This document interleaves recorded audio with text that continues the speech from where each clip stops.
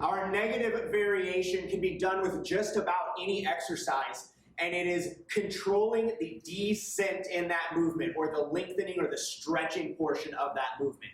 Usually when you're at a starting position for an exercise, you're going to be contracting to move that weight, and then you're going to be returning that weight back to the starting position for most exercises. So when you are returning that weight back to that starting position after you've contracted or moved it, that is typically that negative motion that we're going to be working on controlling.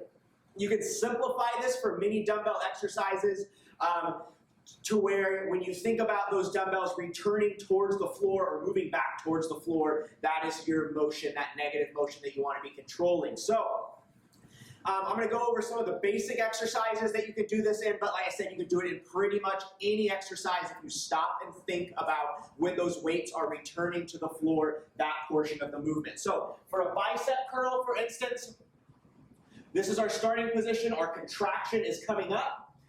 This is the motion coming back down towards the ground that we would consider a negative.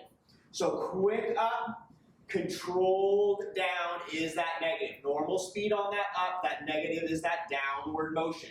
So from the top down to here, that is our negative. When you think about like a bent over row, we're starting here, our contraction is coming up, squeezing the shoulder blades, and then that descent coming down, that's our negative on this motion.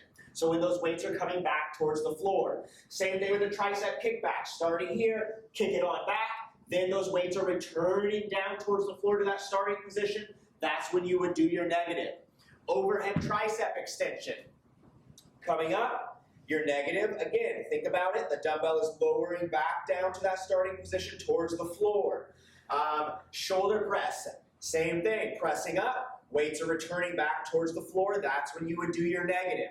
So what a negative is it's about slowing down the movement. So instead of going normal speed, so for instance on a bicep curl, normal speed up, normal speed down, our negatives, we are changing that downward motion to a slower speed. So we're still going normal speed up, but on that downward motion, it's going to be slowed down. Now you can do a 3-count negative, a 2-count negative, 5-count, 10-count, pretty much whatever you want on these based on what the exercise says.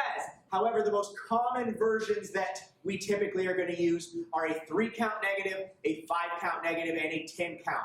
Maybe sometimes you'll see additional, like a 15 or a 20 count thrown in there, but usually you'll see a 3-count, 5-count, and a 10-count. And what that means is that's essentially the number of seconds that I want it to take for you to get back to that starting position. So for instance, on a bicep curl, if it was a 3-count negative, I would normal speed curl up, and then I would do a 3-second from here to when I get back to the beginning. So 1, 2, 3. That's a 3-count negative. So every time I did a bicep curl, I would normal speed up, and then I would do a 3-count coming down. If it says a 5-count negative, normal speed up again, but this time 1, 2, 3, 4, 5. I'm taking a 5-second negative motion. So the higher that number is for that negative, the slower you should be controlling that downward movement. The more seconds it should be taking you from the top portion of that exercise until you get back to the beginning, to that starting point. So like I said, when you see negatives on an exercise, first look at the count, whether it's a 3-count, 5-count, 10-count, whatever it is, that's how many seconds you should be taking from the top back to the bottom, and then look at that exercise. See when those weights are returning to the floor. Go through that movement, whatever it is, whether it's a chest press where you're laying on your back, whether it's a bent over row, a shoulder press, an Arnold press, whatever it is.